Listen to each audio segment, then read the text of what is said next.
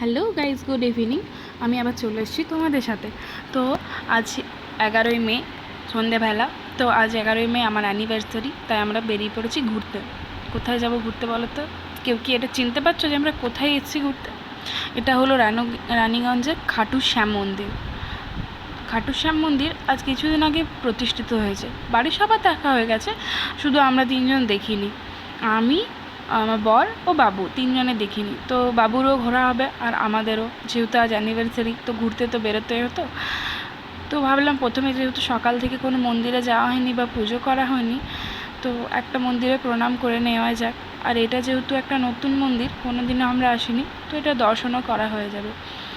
তো এত সুন্দর মার্বেলের কাজ করা আছে, চলো তোমাদেরকে আস্তে আস্তে আমি দেখাতে দেখাতে নিয়ে যাই।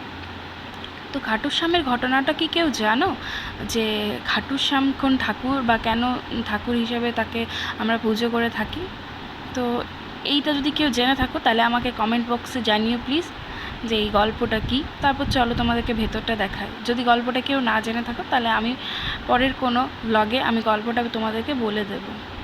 তো এখানে যদিও ক্যামেরা অ্যালাউ ছিল না, তবুও আমি একটু একটু করে ভিডিও করেছিলাম। আমি এটা জানতাম না যে এখানে ক্যামেরা অ্যালাউ নেই, নাহলে ভেতরটা হয়তো আমি দেখাতে তোমাদেরকে পারতাম না। একটু একটু করে দেখিয়েছি, এত ক্লোজ ওয়াইজ দেখাতে পারিনি, যেহেতু আমি লেফটের দিকে যাইনি। ওই দিকে যারা পুজো করছে তারাই যেতে পারবে, মানে যেতে ইচ্ছুক।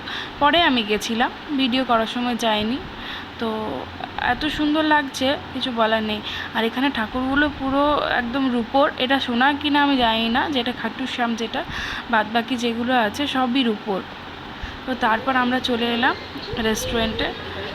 মানে ঠাকুর সব দেখা হয়ে গেল, ঘোরা হয়ে গেল একটু একটু। তারপরে আর কি আমরা চলে এলাম রেস্টুরেন্টে, এখানে ডিনার করে তারপর আমরা বাড়ি ফিরব। তো বাবুর গল্প তো শেষ হয় না, বায়নাও শেষ হয় না। লাস্টে আমরা দেখো কত বড় অ্যাকোয়ারিয়ামের ফিশটা, এটা আমার বর বলছে এটা নাকি 10 বছর বয়স হয়ে গেল। বাই বন্ধুরা, এখানে আজ ব্লগটা শেষ করলাম।